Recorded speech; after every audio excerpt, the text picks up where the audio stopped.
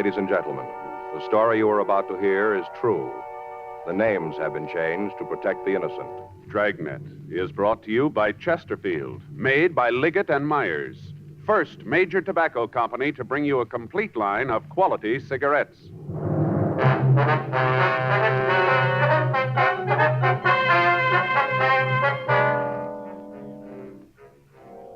You're a detective sergeant.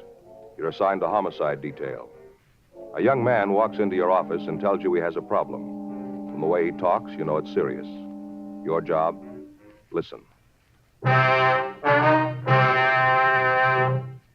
Today, friends, you hear these three words everywhere. Chesterfield's for me. The Chesterfield you smoke today is the best cigarette ever made. Best for you, because Chesterfield gives you proof of highest quality, low nicotine. The taste you want, the mildness you want. Chesterfield is best for you because it's tested and approved by 30 years of scientific tobacco research. Chesterfield is best for you because it has an established good record with smokers, proven by test after test. Yes, friends, the Chesterfield you smoke today is the best cigarette ever made. For the taste you want, the mildness you want. Join the thousands now changing to Chesterfield. Always say, Chesterfield's for me.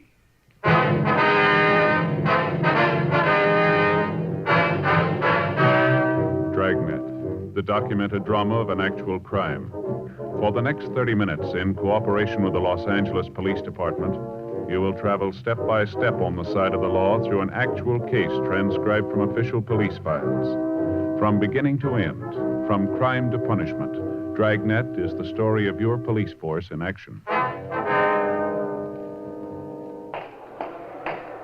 It was Wednesday, September 8th. It was cold in Los Angeles. We were working the day watch out of homicide detail. My partner's Frank Smith. The boss is Captain Warman. My name's Friday. I was on my way back to the office from R&I, and it was 10:14 a.m. when I got to room 42. Homicide. Pardon me, sir. Yes, sir. Are you a policeman? Yes, sir, that's right. What can I do for you? I want to talk to somebody. I'm not sure who, though. Well, if you tell me what it's all about, I might be able to help you. Well, I got to be sure it's the right person. You can understand that, can't you? Yes, sir. My name's Paul Marcus. All right, Mr. Marcus, what is it you want to talk about? You work in there in the homicide department? That's right. You know all about murders, then, huh? You want to come into the office and talk? No, I don't want to go in there. Is there someplace else we can go? I'd like to talk to you alone. This is kind of a personal thing. All right, sir. Come on down the hall, the interrogation room. Nobody else there? No. Well, that's good, because like I told you, this is a personal matter. I need your advice. All right, sir, this way. This is the first time I've ever been in the police department. I feel kind of funny just walking in and talking personal things to a stranger. Yes, sir, I can understand. Go ahead. Mm-hmm. Want to sit down right there? Thank you. All right, you want to tell me about it? You mind closing the door? All right. All right, now what's your problem, Mr. Marcus? I told you it was personal. Yes, I know. I want to be sure I handle it right. I could get in a lot of trouble if I didn't. Mm-hmm. Been trying to figure out what to do about it for a week now and couldn't find the right answer. That's why I came here. You guys should know. All right, now if you'll just tell me what's bothering you, we might be able to do something for you. Uh-huh. A whole week and no answer. I sure hope you got it for me. I'm sorry, Mr. Marcus, but if you don't tell me what this is all about, there's nothing we can do. Well, it's nothing big, just a personal problem. I just want to know how to handle it. All right, go ahead. I killed a woman.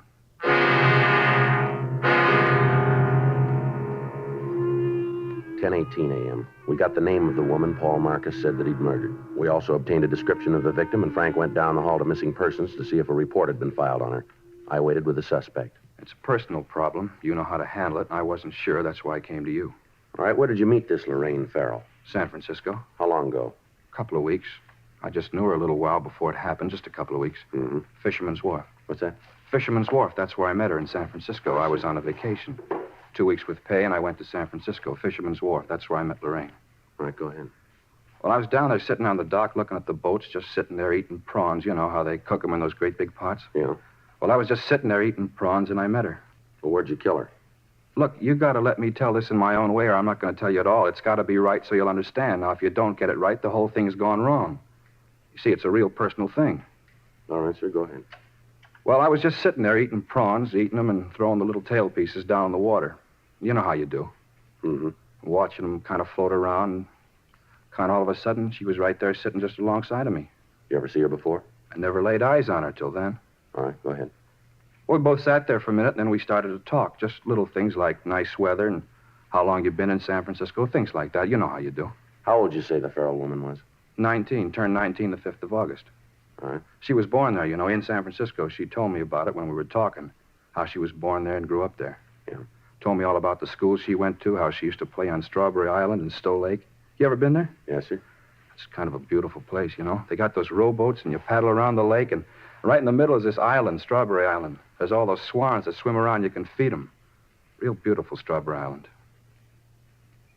Tell me something, Marcus. You ever been in the hospital? Huh? You ever had any mental care? Been under the supervision of a psychiatrist, maybe? You think I'm crazy, don't you? No, I just asked you a question. Well, I'm not. I've never been to a doctor. I'm telling you the truth. You'll see. All right, you want to go ahead? I guess you get a lot of crackpots in here telling you all kinds of phony stories, huh? The doors are wide open all night. I guess you get a lot of them. But I'm not a crackpot. I'm telling you the truth. I did kill her. But it's important you know why I did it. I got to tell you the right way. If I don't, none of it's going to be any good. When'd you kill her? September 1st. That's the day we left. September 1st. That'd be a week ago today, huh? Yeah, September 1st. Joe? Yeah. See you in a minute. All right, just a minute, Marcus. Mm-hmm. All right, what do you got? Well, I checked missing persons. Yeah. I got a report on the girl, same name, description matches. When'd she disappear? September 1st. Well, that fits in with what he told us. Yeah, but there's something that doesn't. What's that? She's 16 years old.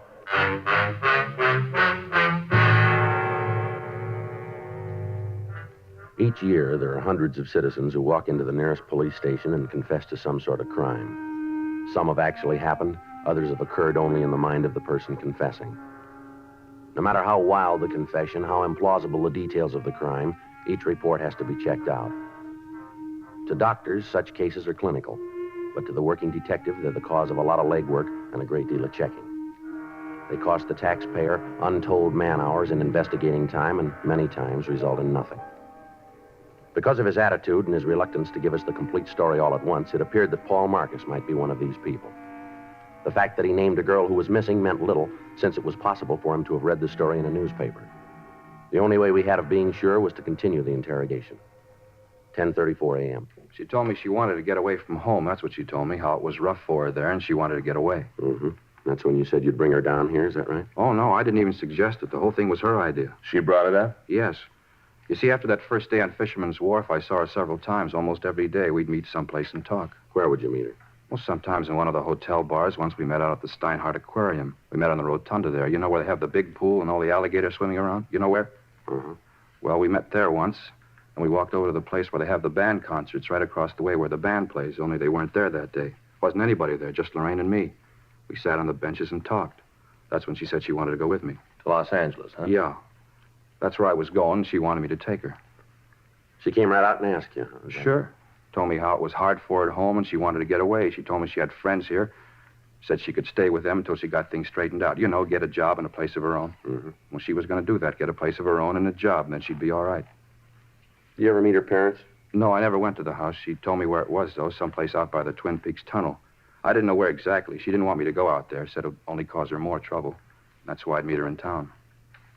You ever meet any of her friends up in San Francisco? Yeah, just once we were in a drugstore on Market Street having a sandwich. We were just sitting there, and she was telling me how it was bad for her at home, and a girl came in. Looked like she was a schoolgirl. You know how I mean, young? Mm-hmm. Well, she came in and talked to Lorraine, then they went over to the phone booths and talked. You didn't actually meet the girl? No. Lorraine said if I did, the girl might say something to Lorraine's parents, and that would cause trouble. You know this girl's name? I think it was Grace. I'm not sure, but I think it was Grace. When'd you leave San Francisco? Wednesday morning, September 1st. I wanted to get back in time to get some rest before I had to go to work. You know, my vacation was up, and I had to go back to work. Where'd you pick up the girl? Wasn't a pickup. I was sitting on Fisherman's Wharf eating prawns and looking at the boats, and we started to talk. Wasn't a pickup. We just got friendly. No, Marcus, he means that where'd you pick up the girl when you left for Los Angeles? Oh, I thought you meant when I met her the first time. That's what I thought. Uh-huh. I met her out at the tunnel. Where's that? Well, you know where Castro Street runs into Market, where the L car comes in from the beach? That's where I met her. She came from home, had her suitcase and all, and she came out on the L car. All right, go ahead. Well, she got off the streetcar, got into my car, and we left for Los Angeles. Where'd you kill her? I told you before, if I don't tell it my way, it isn't going to work. You're not going to understand. It's got to be my way. All right, go ahead, Mark. Well, it was a beautiful day, just the kind of a day you want when you're going on a drive. You know how I mean, clear and the sun shining. Yeah. Well, that's what kind of a day it was. Uh-huh. You could see all across the bay over to Berkeley and way up north. It was real clear. You want to go ahead with your story? Mr. Friday, Mm-hmm. my way. Yes, all right, go ahead. All right. We drove all day, stopped for lunch at a place near San Luis Obispo, a little lunch stand there. Had a French dip sandwich. It was one of the best I ever had. The meat was real lean, and they didn't sop up the bun with the gravy. Just the right amount. One of the best I ever ate. Mm-hmm. Lorraine liked them, too. She didn't like the bread all sopped up with gravy. Well, go ahead. What happened after you had lunch? Well, we left there and drove on. We got down to around Malibu. I guess it was really before that where the divided highway is, up the coast. You know where the cliffs are? Yeah, we know. Well, we stopped. She was such a beautiful night, I just wanted to sit there and look at the ocean. People don't take time anymore. And what happened then? We just sat there, had a cigarette, and talked. That's when I told her. First time I ever said it. What was that? It's funny, I guess most fellas say it a lot. You know how I mean to a bunch of girls that never mean it? Go ahead. I told her. First time I said I loved her, and I told her that she didn't have to get a job, that I wanted to marry her and get her a house and all, and she wouldn't have no more trouble at home. How she'd have her own home and everything would be all right. I told her all that. Yeah. And that's when I knew, right then. You could divide the second in a million parts, and in one of the parts, I knew I had to do it. Kill her? Yeah. You see, she didn't tell me the real reason. She lied to me, and I knew I had to do it. So she wouldn't lie to anyone else. You can understand that. You can see why I had to do it. Well, maybe you better tell us. Well, it was all a lie, all about the family being mean to her. All that was a lie. She just wanted to get to Los Angeles because she wanted to meet some other fella here. That's why. She lied about the family, and that's why she did it. So, you see, I had to kill her. I had to. How'd you kill her? Huh? I say, how did you kill her? We got out of the car and walked over to the cliffs. We could see right down to the ocean. We just stood there. I just hit her. She fell down. It was quiet. So I pushed her over into the water. Mm-hmm. What'd you do then, Marcus? I got in the car and drove home. You just left her there, huh? Certainly. There wasn't anything I could do for her. You point out the place where all this happened? Oh, sure. It's up the coast where the highway's divided, north of Malibu. It's real easy to find. Anybody else around? You mean when I hit her? That's right. No, we were all alone. I didn't see anybody, just the two of us. All right, Marcus, you willing to give us a statement on all this? You mean what I just told you? Yeah. Well, sure. You want me to tell all about it again? We'll call in a stenographer. So you can write it down, huh? That's the idea. Well, sure, I'll tell her. Tell me something, Marcus. When'd you get out of the hospital? I told you before I was never in one. You guys sure make it tough, don't you? What's that? I came in here because I wanted to tell you about Lorraine. I wanted you to know so you wouldn't think it was my fault, that's all. So you wouldn't think it was my fault, and now you don't believe me. You think I'm just another crackpot trying to sell a phony story. You guys sure make it tough. We gotta be sure. Well, I'm telling you the truth. I want you to believe me. Yeah. I want you to believe me. Yeah, we're beginning to.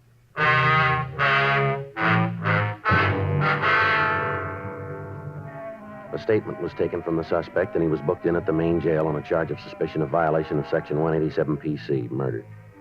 We sent a teletype to San Francisco, and we contacted Inspectors Ed Vandervoort and John O'Hare of Homicide Detail. We filled them in and asked that they check out the suspect's story on their end. We also asked that they send us all available information on the missing girl and that they check with her family and try to get a list of any known associates that she might have had in the Los Angeles area. Frank and I checked out of the office at 7:48 p.m. and we went home for the night.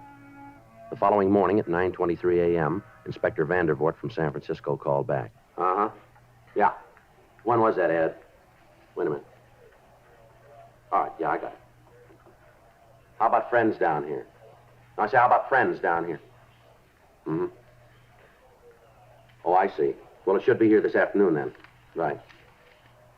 Yeah, we'll check them out. No, that's on the way. We put it in the mail for you last... Well, you should have it by now, then. Huh? Okay, right. Right, Ed, thanks very much. We'll be checking with you. Right. Bye. How about it? Well, they checked the family and the friends, the place where Marcus said he stayed up there. Yeah. Marcus' story checks out all the way.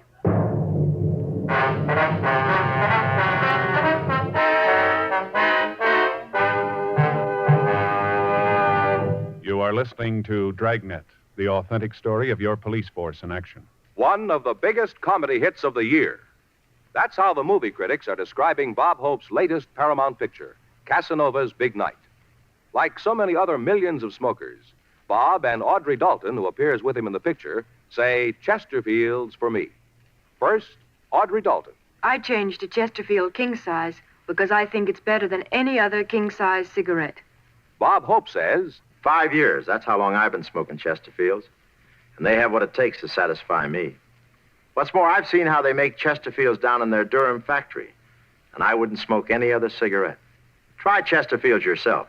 You'll find they're best for you, too. yes, either way, regular or king size, smoke America's most popular two-way cigarette.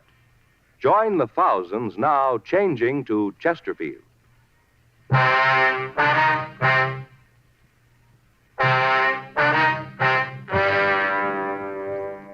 In the phone conversation, we learned that all of Lorraine Farrell's friends and relatives had been interviewed and their stories checked with the one given us by the suspect, Marcus.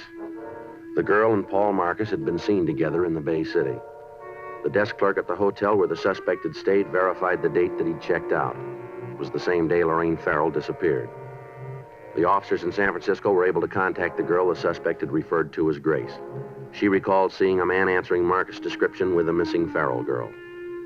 Frank and I spent the rest of the day checking on the suspect. We talked to the people he worked with. They described Marcus as being moody and withdrawn. We talked with his landlady. Her description of the suspect's attitude was the same that we'd gotten before. We thoroughly searched Marcus's apartment, and in a desk drawer, we found a loose-leaf notebook with several pages of penciled notes describing the trip that he'd taken up to San Francisco.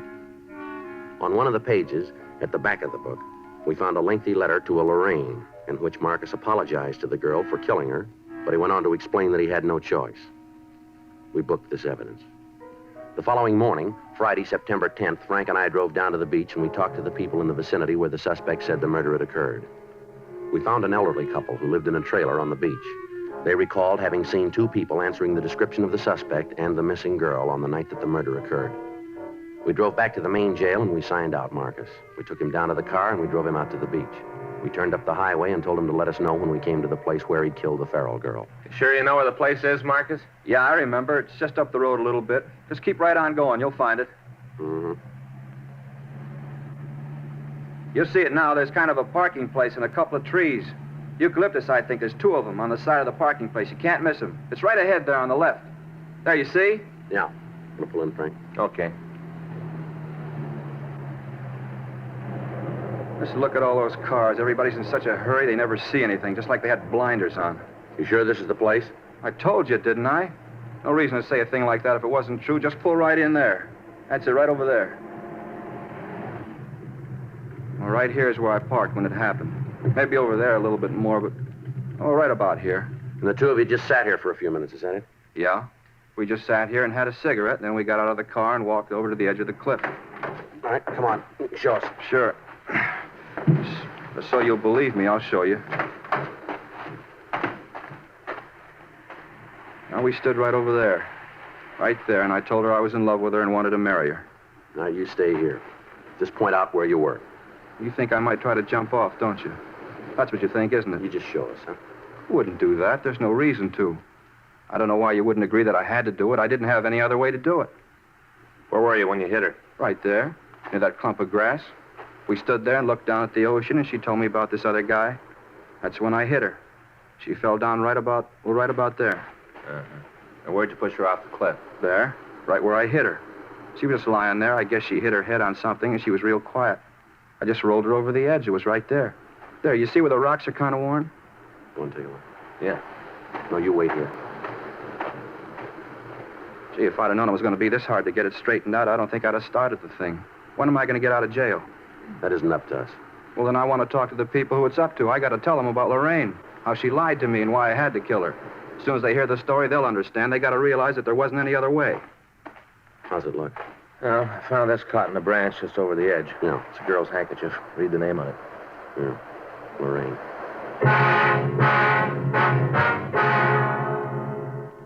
Friday, September 10th, 3:46 p.m. We contacted the crime lab and asked them to come out and go over the scene.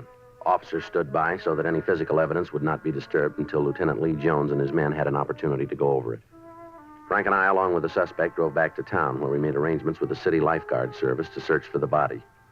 The following morning, a boat equipped with diving gear left Santa Monica Harbor and took a course north. Experienced deep-sea divers searched the crevices in the rocks beneath the cliffs. All of the sea bordering the vicinity was gone over. There was no trace of a body. The shoreline on either side of the murder spot was checked. Still no trace of the missing girl. In the meantime, 2 additional teams of men were assigned to check out the friends of Lorraine Farrell. They carried pictures of Paul Marcus and attempted to dig out any information on the suspect and the missing girl. 6:42 p.m., Sunday. We called the main jail and asked that the suspect be brought to the city hall for additional questioning. I had a reason to do what I did, a good reason. Now, you let me talk to the responsible people around here, and I'll have them tell you. I'm getting a little tired of being shoved around. You just bring in the boss and let me talk to him. What day did you say that you left San Francisco? September 1st. I thought it was the 2nd. The 1st. You said you left in the afternoon, is that right? In the morning, and you remember it. I don't know what all these questions are for. I told you I killed Lorraine. I walked in here and told you there's no reason for all this McGillis. Just no reason. Where'd you hide the body? I didn't hide it. Well, and where is it? I told you I put her in the ocean. We haven't been able to find her. Well, then you're not looking good. I told you the truth all along the line. I've told you the sure truth. You didn't make a mistake about where all this happened? Not a chance in the world. Right there by the parking place where the 2 trees are. Well, maybe you just thought you left her there. I know it. Had you been drinking when you killed her? No. We stopped and had a couple of beers on the way. Just a couple, not enough to get drunk. But you did have something to drink. Well, sure, but not enough to get drunk on. How many beers you have? 2, maybe 3. All right, which was it? 2 or 3? Well, what difference does it make? Were you drunk? No. How about the girl? Was she drunk? No. You sure about that? Yes, I'm sure. What are you trying to do? What difference does it make? Maybe we did have more than a couple, but what difference does it make? I'm just trying to get things straight. We want to be sure we got the right story. Well, you have. All right. How about a cigarette, huh? Yeah, thanks. Frank? Yeah, thanks. Here, I got a match. Hey, wait a minute. Don't light his, too. That's bad. What do you mean? 3 on a match. It's bad. It is, huh? Well, sure, you never do that. Here. Thanks. You got right home after you killed the Farrell girl, huh? Yeah. I drove right down the highway and went home. Traffic was kind of heavy. I thought about it, all those people all hurrying around, not taking any time. Anybody see you when you came home? What do you mean? Well, anybody see you park the car, go into your apartment? Well, no, there wasn't anybody around. Now, you said when you met the girl up in San Francisco that she had a suitcase with her, is that right? Yeah, she did. Artificial leather with real leather binding. And where is it now? Huh? What'd you do with her suitcase? Well, I don't know. I don't remember it. We couldn't find it in your room. Well, you didn't have no right to go through my room. No right at all. We didn't find a suitcase. Where is it? Well, I don't know. Did you put it with a body? Well, I might have. Where? I don't know. I don't remember. I hit her. She lied to me, and I hit her. And I pushed her into the ocean. That's all I know. And that's all I'm going to tell you. Joe, see you a minute. Yeah, sure. What do you got, Al? We found the girl. Where? She's sitting in the squad room.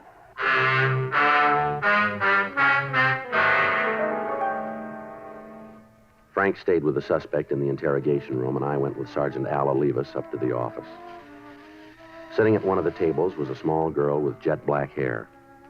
As we came into the room, she was putting on lipstick. She glanced over at us, and then she went back to what she was doing. There wasn't any doubt about it. The girl in the squad room was Lorraine Farrell. She dyed her hair, and she had on a lot of makeup, but it was the missing girl. Joe, this is Miss Farrell, Joe Friday. How do you do? Hi. Where'd you find her, Al? Friend out in Eagle Rock. Says she's been there for a week. Thanks, Al. Right. You seen the papers lately, Miss Farrell? Yeah, I read the funnies. You ought to read the front page. You've been on them. All right? Mm-hmm. We've got a lot of policemen out looking for you. They probably needed the exercise anyway. There's a man down the hall who thinks that he killed you. That creep, Paul, Yeah, Paul Marcus, that's his name. real creep. I was glad to get away from him. Oh, gosh, he tried to give me about our home. What a baloney. He's a real creep. You ought to keep an eye on him. He's going to wig one of these days. Is that so? Yeah. He drove me down here, and when I told him I didn't want to have anything to do with him, he got real sore, started yelling. Creep. Where'd all this happen, miss? Oh, out by Malibu. Road out there. He stopped the car and gave me all the stuff about wanting to marry me. I was in love with me. Big deal. Said I was the first girl I ever said that to. Big deal. What happened then? I told him I didn't want no part of him. Told him to get lost. Thanked him for the ride and told him to get lost. He flipped. Bad, he flipped. I took off, got a ride, came into the town. I got this girlfriend in Eagle Rock. I've been out there. You ought to watch that guy, though. Mm-hmm. How old did you tell him that you were? I don't know. Forget. I think 19, something like that. I forget. Mm-hmm. He confessed to killing me, huh? That's right. flipped. He's a wig. Let's take a walk, huh? Where? Come on. Sure. I got nothing to lose. Can you guys drive me back to Eagle Rock tonight? I got a date. I got to be back pretty quick. You're not going to go back to Eagle Rock. Who says so? We're going to have to hold you. For what? I haven't done anything. Well, you're a minor. We've got a missing report filed on you. Your folks are pretty worried. They're always worrying about something. If there ain't nothing for them to worry about, then they worry about that. Well, it doesn't make any difference. We're going to have to hold you. You just try it, cop. You just try it. You'll find out you got more trouble than you came in one lump. Uh-huh. In here.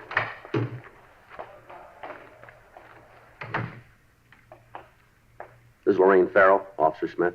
Hello. Lorraine. Hi, creep. I didn't mean to do it. You know that. I didn't really mean to do it, but there wasn't any other way. What's planned? You know what he's talking about? He thinks he killed you. Wait. I didn't think I'd ever see you again. I didn't think I would. But I want you to know one thing, Lorraine. What's that? I forgive you for lying. I told you it happened. Yeah, come on. Where to? We'll take you to the office and call a policewoman. The end of the can, huh? To juvenile hall. Come on, let's go. I'll take her, Joe. Right. Bye, Paul. Bye, Lorraine. I'm not mad at you anymore. You know, I was worried.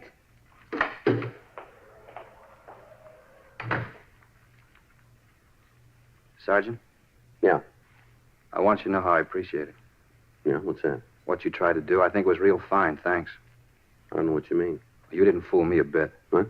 I know I killed her.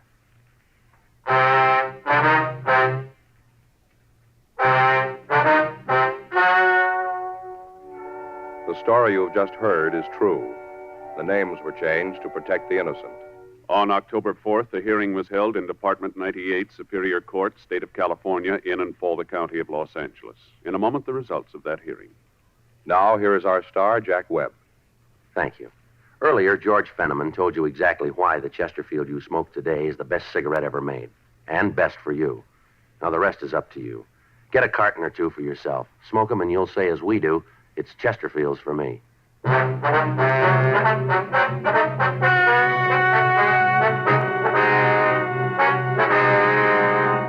Paul Nelson Marcus was held to answer a charge of violation of Section 701 WIC, contributing to the delinquency of a minor.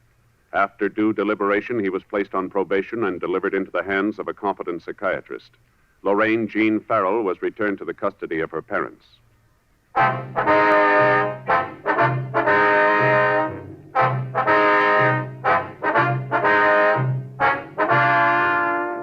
You have just heard Dragnet, a series of authentic cases from official files. Technical advice comes from the Office of Chief of Police W.H. Parker, Los Angeles Police Department. Technical advisors Captain Jack Donahoe, Sergeant Marty Wynn, Sergeant Vance Brasher. Heard tonight were Ben Alexander, Herb Ellis. Script by John Robinson. Music by Walter Schumann. Hal Gibney speaking. Watch an entirely different Dragnet case history each week on your local NBC television station. Please check your newspapers for the day and time. Chesterfield has brought you Dragnet, transcribed from Los Angeles. Filter tip smokers, this is it. L&M Filters, the one filter tip cigarette with plenty of good taste, much more flavor, much less nicotine, and effective filtration. Only L&M filters have the miracle filter tip containing alpha cellulose, the purest material for filtering cigarette smoke. Yes, this is it. As Bennett Cerf puts it, L&M filters are just what the doctor ordered. Buy L&M filters, the distinctive monogram cigarette. L&M filters, America's highest quality and best filter tip cigarette.